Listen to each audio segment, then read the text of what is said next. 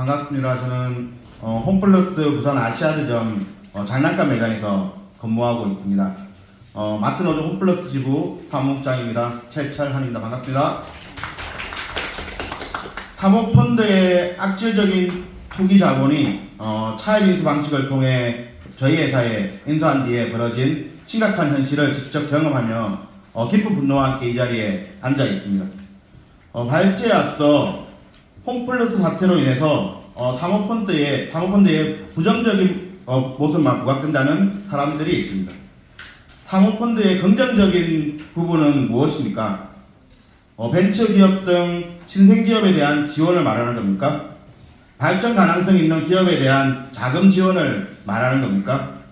그 역할이 왜 사모펀드의 역할인지, 사모펀드만의 역할인지 의문입니다.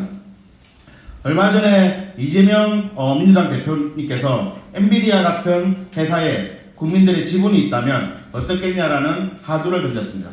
전적으로 동감합니다. 발전 가능성이 있는 기업에 자금을 사모펀드가 아닌 정부가 지원하고 그 열매를 국민들과 함께 나눈다면 얼마나 좋을지 상상을 해봅니다.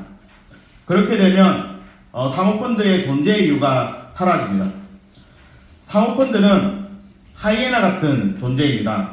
뼈다귀 하나 남기지 않고 모조리 박살내는 하이에나 같은 사모펀드는 중소기업부터 대기업까지 돈이 된다고 하면 발을 뻗치지 않은 곳이 없습니다.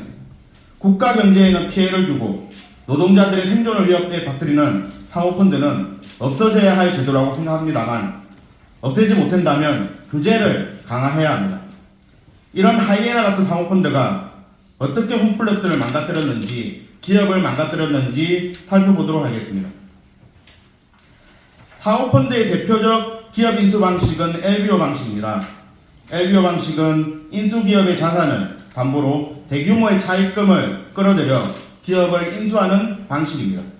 이는 적은 자본으로도 대기업을 손쉽게 인수할 수 있는 방식처럼 보일 수 있지만 실제로는 인수된 기업을 엄청난 부채의 늪에 빠뜨려 정상적인 기업 운영을 어렵게 만들고 노동자와 지역사회에 큰 피해를 입히는 방식입니다. 미국의 토이저리스 사례를 보십시오. 2005년 사모펀드 KKR과 개인캐피탈은 토이저리스를 인수하며 인수자금의 80% 이상을 부채로 조달했습니다. 결과적으로 매년 4, 5억 달러의 이자 비용을 감당하지 못해 결국 파산을 신청했습니다. 이 과정에서 33,000명의 노동자들이 거리로 나왔습니다. 미국 슈퍼마켓 체인 AMP 또한 유사한 사례입니다. 2007년 경쟁사 해스마크를 무리하게 인수한 결과 2번이나 파산을 신청했습니다. 이 과정에서 수천 명의 노동자들이 생계의 터전을 잃었습니다. 영국계 슈퍼마켓 체인 크래시 엔드 역시 사모펀드 UKF에 인수된 후에 사업 부진이 악화되어 결국 문을 닫았습니다. 이러한 해외 사례는 연구와 통계에서도 입증되고 있습니다.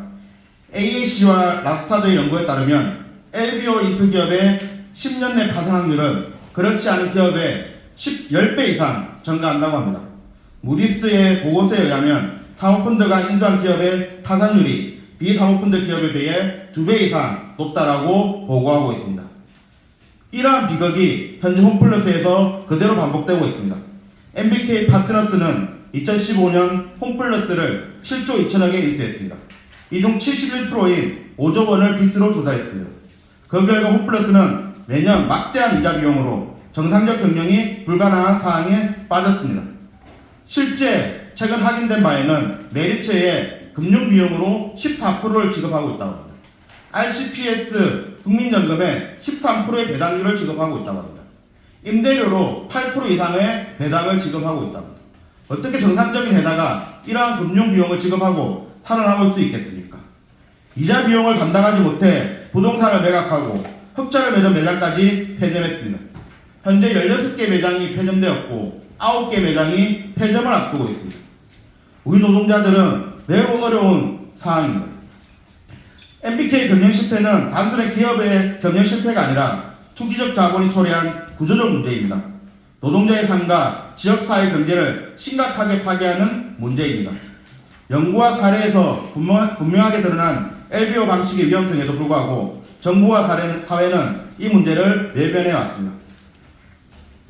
마트 노조는 수년 동안 홈플러스의 위기를 주장해 왔습니다. 그러나 그 누구도 우리의 목소리에 관심을 가져주지 않았습니다. 회사가 기업회생 가장을 겪지 않았다면 역시나 누구도 우리에게 관심을 가져주지 않았을 것입니다. 저희는 위기가 기회라고 생각합니다. 이에 대한민국 국민 모두가 MBK 만행을 확인하였습니다. 드라마나 영화에서조차 사모펀드는 기득권의 자금 조달 기구로 전락해서 사건 사고가 발생하지 사모펀드가 경제를 발전시킨다는 설정은 단 하나도 보지 못했습니다. 마트 노조는 홈플러스 공동대책위원회와 함께 5월 1일 총파업에 준하는 국민대회에 참가합니다. 5월 1일은 마트가 운영하는 날입니다. 조합원들은 근무를 하게 되면 월급의 7, 8% 휴일수당을 받을 수 있는 날입니다. 그러나 홈플러스를 지키기 위해 투쟁하기로 결심하였습니다. 물론 회사에서는 조합원들의 참여를 막기 위해 협박과 설득을 계속하고 있습니다. 하지만 우리 조합원들은 홈플러스를 지키기 위해 나설 것입니다. 마트 노조가 가장 앞장에서 싸우겠습니다. 악질 투기자본 사모펀드 MBK가 홈플러스를 망가뜨린다면 MBK 김병주가 다시는 대한민국에서 경제활동을 하지 못하도록 열심히 싸우도록 하겠습니다. 이상입니다.